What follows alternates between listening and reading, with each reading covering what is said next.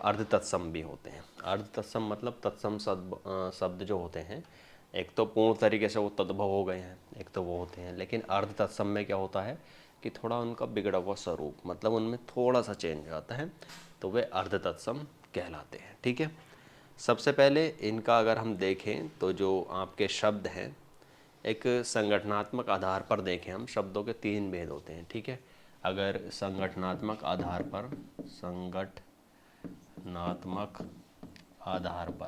शब्दों के कितने भेद होते हैं? 3। सारे नोट्स आपको इसमें दी गए हैं, जिस तरीके से पहले कराया था उसी तरीके से रिवीजन शुरू से कर रहे हैं, मतलब जैसे जैसे टेलीग्राम में आपको नोट्स हैं उसी उसी तरीके से हम टॉपिक कर रहे हैं, समझिएगा। ठीक है, ताकि आपको समस्या ना हो।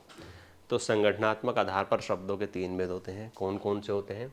एक ऋण शब्द होता है आपका, एक ऋण होता है, ठीक है, एक यौगिक होता है, यौगिक, और एक होता है आपका योग ऋण। ठीक है, योग ऋण, ये 3 शब्द होते हैं संगठनात्मक आधार पर।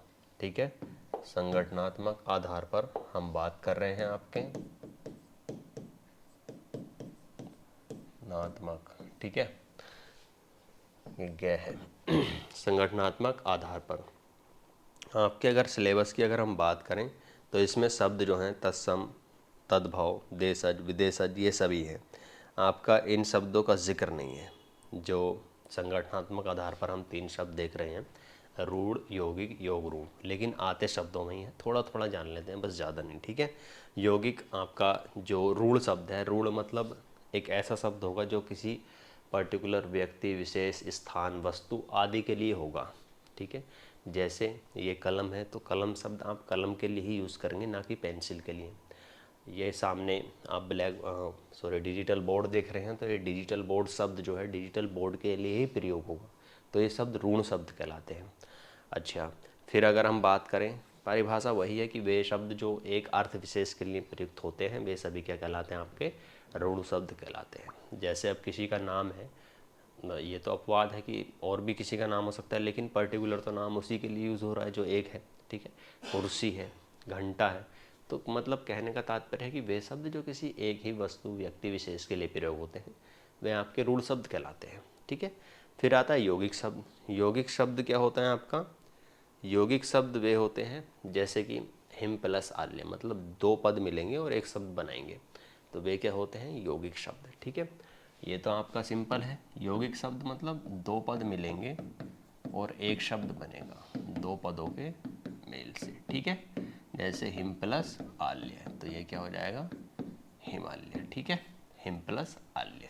इसी तरीके से विद्या प्लस आल्य, गौ प्लस शाला, गौशाला, इस तरीके से जो शब्द होंगे वह आपके यौगिक शब्द होंगे। फिर तीसरा आता है इसमें योग ऋण शब्द। ठीक है, योग ऋण और यौगिक में थोड़ा सा फर्क है।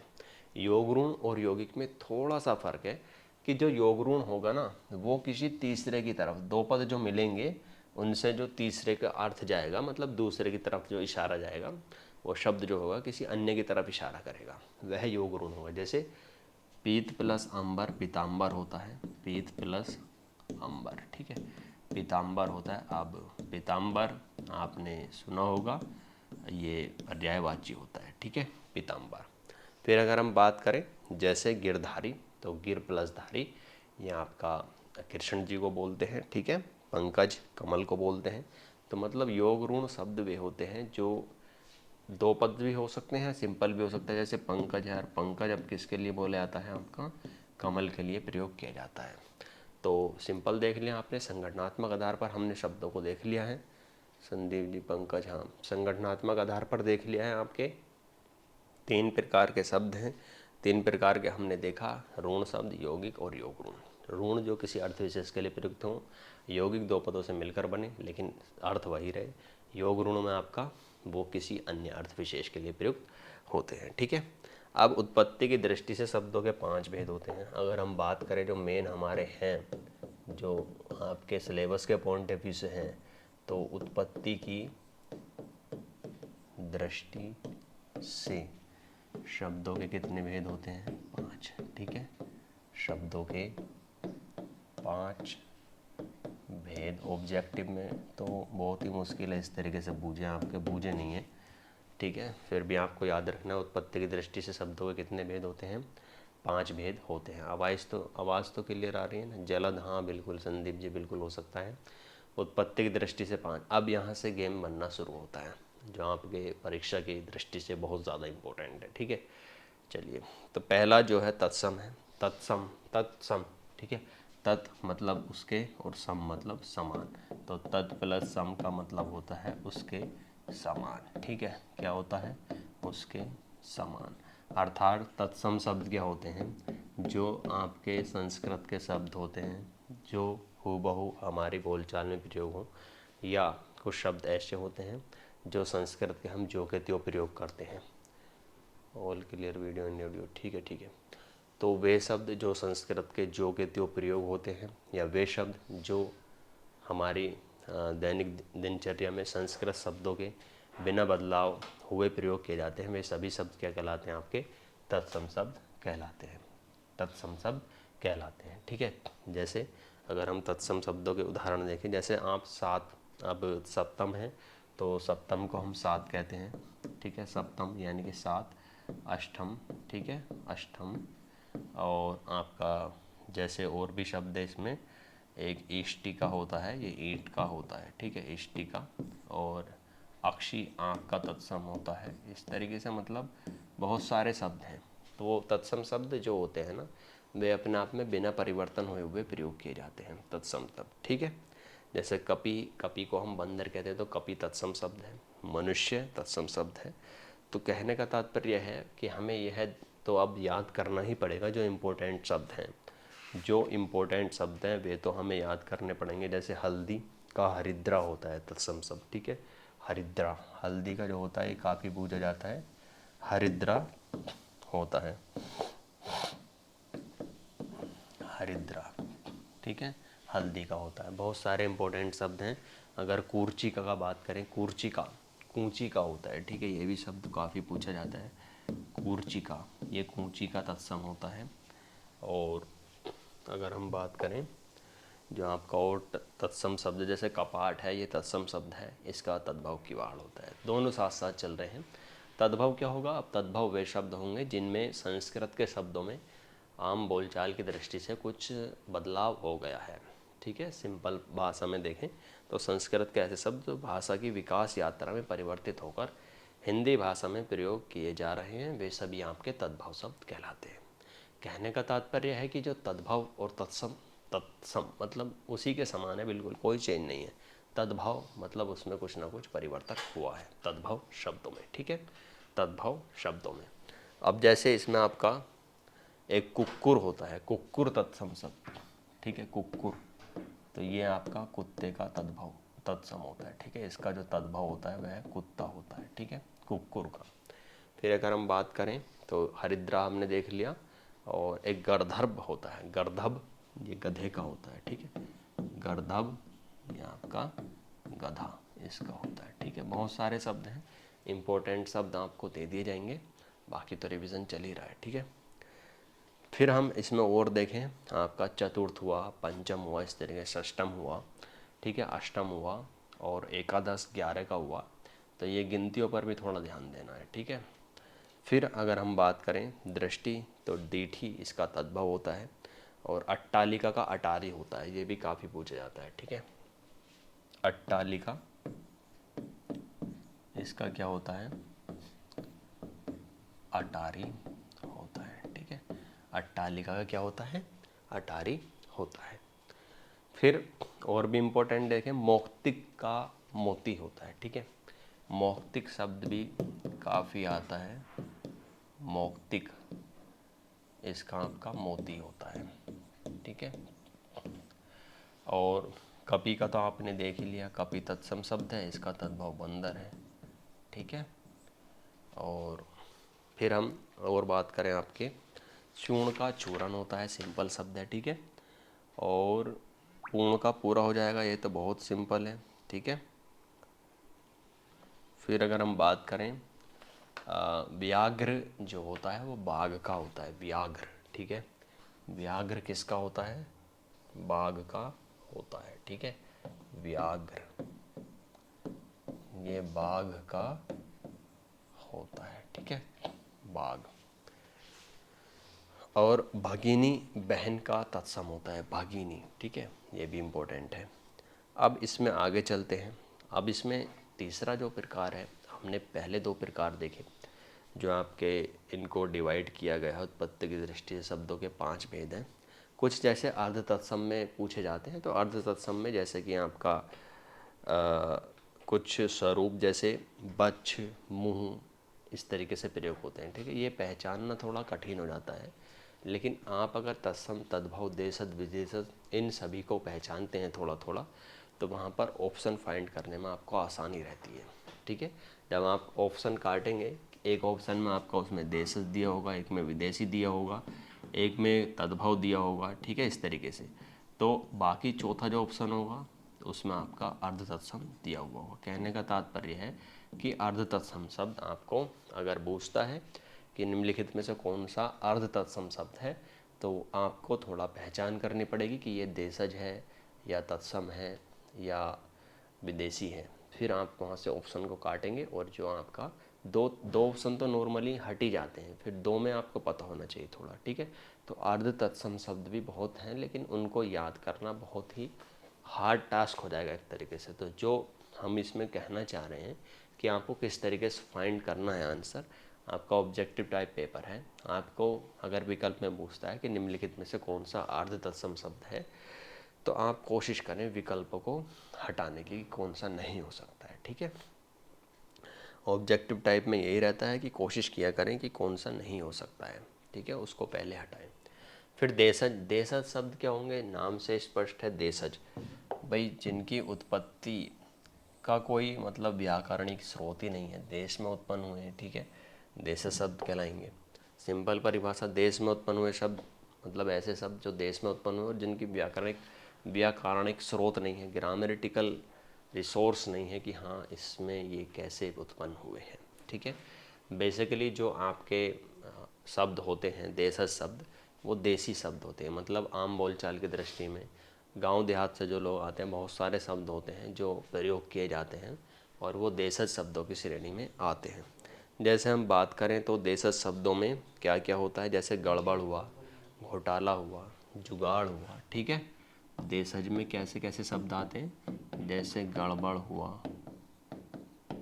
घोटाला हुआ, जुगाड़ हुआ, ठीक है, और ऊबड़ खाबड़ हुआ, इस तरीके से ऊबड़ खाबड़, ठीक है। तो कहीं ना कहीं ऐसे शब्द होते हैं कि जो आपकी उत्पत्ति होती है शब्दों की व्याकरणिक दृष्टि से, इनका पता ही नहीं होता है कि ये कहाँ से उत्पन्न हुए, ठीक है, ये चले आ रहे हैं बस प्रचलन में, हम इनको प्रयोग करते जा रहे हैं, ठीक है। तो ये शब्द क्या कहलाते हैं, आपके देशज शब्द कहलाते हैं। अब जो हम अगर और इसके अगले प्रकार पर जाएं, चौथा जो प्रकार है वह है हमारा विदेशी शब्द या आगत शब्द इनको कहते हैं, ठीक है। विदेशी शब्द, विदेशी शब्द या आगत शब्द। अब इसमें क्या होता है, विदेशी होंगे या आगत, इनको इसलिए बोला गया है कि ये कहीं ना कहीं से आए हैं, मतलब जो एक देखें हमारा जो हिंदी व्याकरण है उनका इनमें सोर्स नहीं है, ये कहीं ना कहीं जैसे ब्रिटिशर्स का शासन हुआ या फ्रांस कॉलोनी जिस समय आए थे यहाँ पर, उन्होंने शासन किया था, पुर्तगालियों ने शासन किया था, तो कुछ शब्द ऐसे हैं आज भी जो हूबहू उनके प्रयोग किए जा रहे हैं, ठीक है। हाँ, ट्रेन, बिल्कुल ट्रेन, ट्रेन तो इंग्लिश का भी शब्द है। दाम, संदीप यादव जी, चटपट, हाँ ये हो जाएगा आपका देशज, चटपट, ठीक है। दाम तो आपका मेरे ख्याल से ये उर्दू या फारसी लैंग्वेज का शब्द है दाम, ठीक है। तो कुल मिला के ये है कि विदेशी जो शब्द होंगे, जैसे अक्ल है आपका, ठीक है, और अजब है, आदमी है। अब इसमें ना बहुत सारे शब्दों में ये रहता है कि विदेशी शब्दों में भी कुछ फारसी शब्द होते हैं, कुछ पुर्तगाली शब्द होते हैं, ठीक है। तो उसमें आपके पुर्तगाली शब्दों से याद रखिएगा, इसका थोड़ा सा याद रखने का तरीका, पुर्तगाली शब्दों में ना चाकू, इस तरीके शब्द होते हैं, फीता, बाल्टी, तंबाकू, अलमारी, सॉरी पुर्तगाली शब्दों में जो तुर्की शब्द होते हैं उनमें, ठीक है, तुर्की शब्दों में जैसे चाकू हुआ और आपका कैंची हुआ, ठीक है, इस तरीके के शब्द प्रयोग होते हैं। मतलब पुर्तगाली जो शब्द होते हैं उनको छोड़ करके हम तुर्की शब्दों में देखें तो तुर्की में थोड़ा सा काट पीट वाले शब्द होते हैं, ठीक है। विदेशी शब्दों में, तुर्की शब्दों में क्या होता है, जैसे चाकू हुआ, कैंची हुआ, ठीक है, या आपका इसमें काबू, ये भी आपका तुर्की शब्द है, ठीक है। कालीन, ये भी तुर्की शब्द है। चमचा, ये भी तुर्की शब्द है। तो याद रखिएगा, थोड़े से शब्द आपको ये प्रोवाइड हो गए होंगे ऑलरेडी ग्रुप में, आपके टेलीग्राम में देख लीजिएगा, ठीक है। बाकी पुर्तगाली में आपका तंबाकू, और इसमें पुर्तगाली में अलमारी बहुत ज़्यादा इम्पोर्टेंट है, ठीक है। अलमारी शब्द क्या है, पुर्तगाली है, यहीं पर याद रख लीजिएगा। अलमारी शब्द क्या है, पुर्तगाली शब्द है।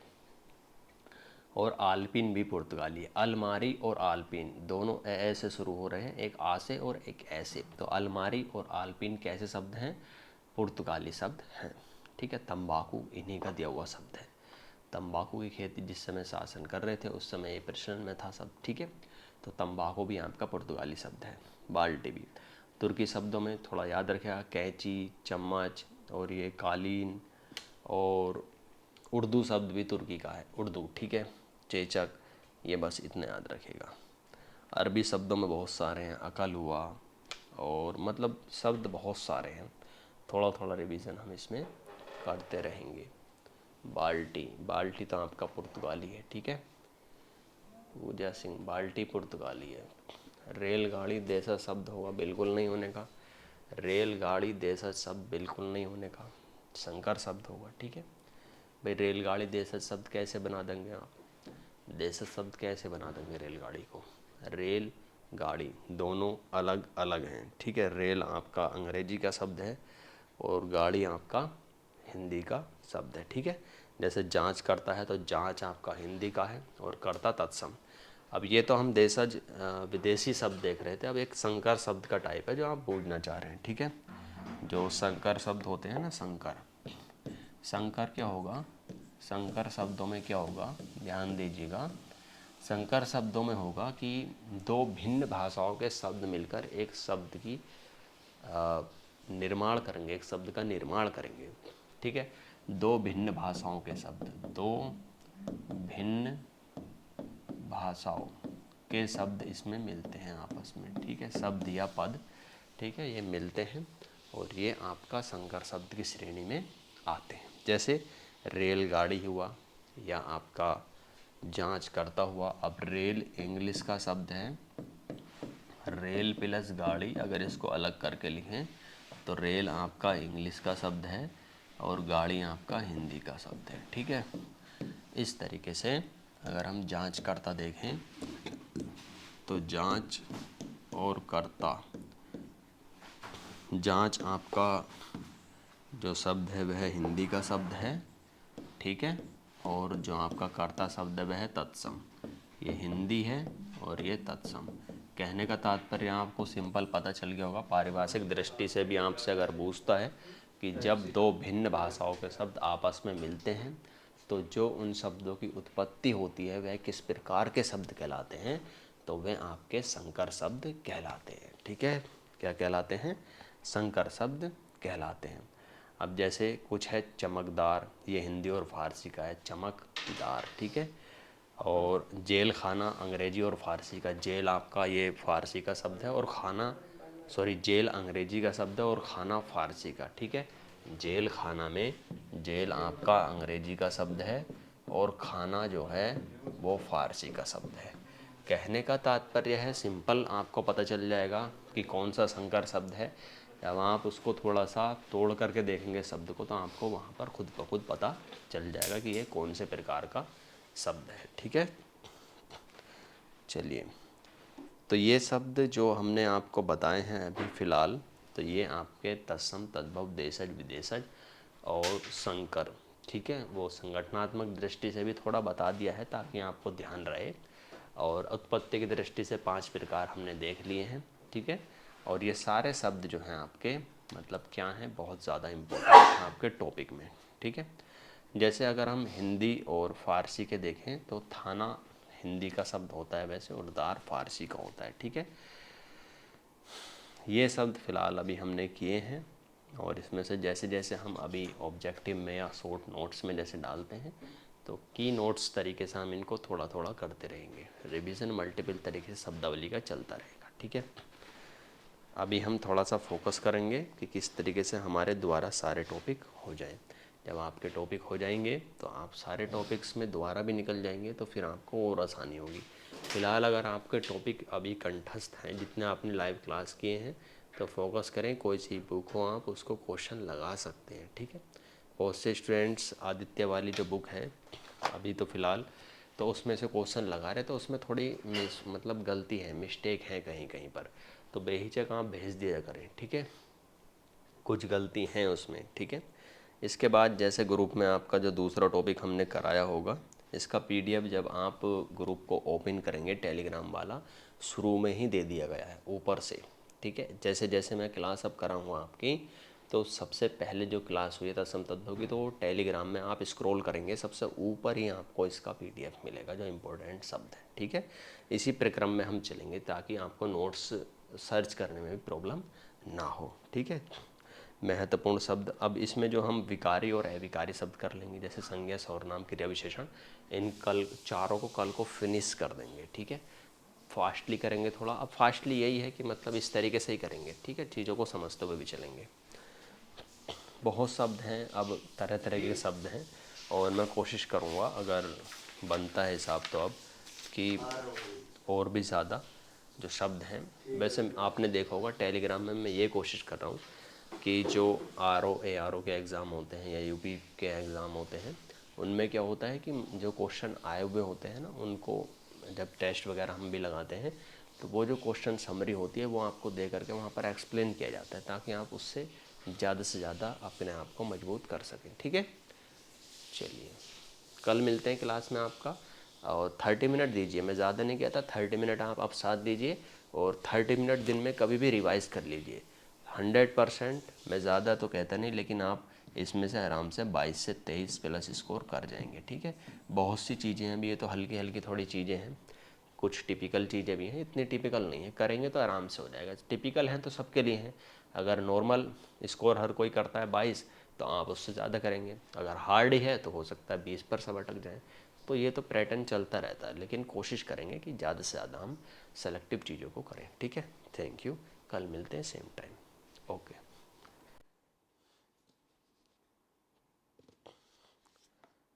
येलो का लगा गया।